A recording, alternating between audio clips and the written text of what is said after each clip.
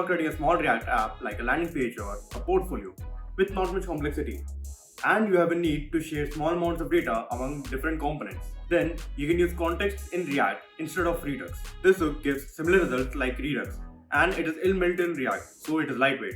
Also, no need to install a third-party package. So to explain how it's used, let's just go.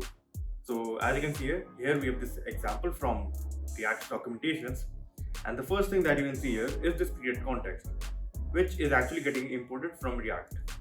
Now what this create context is doing is that it is providing us a way to pass data through the component tree without letting us pass the props manually at every level. So I've created two contexts, one for theme and one for the current user. You'll actually see them over here. I'll explain it. And one more thing, these contexts, these can actually be imported or exported from one file to another. But keeping them in one file, like here we have all components that we are using, right? So I've created this context in this file only because then it becomes more efficient to use. Now to use context, first you can see here that I have provided null value inside this create context, right? So this theme context is actually having a value of null right now. So when we first get into this component, here I'm using this theme context dot provider. Keep in mind this P should be capital.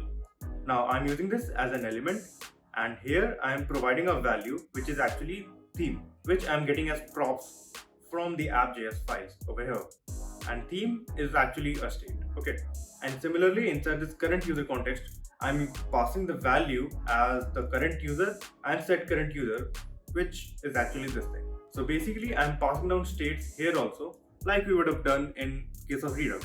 And one more thing, this children, this is actually a prop, right? But this is actually, all these elements or components are children to this element, which can actually be passed down as props, as children. Now we are using useContext to actually grab the value from the context that we have created using create context.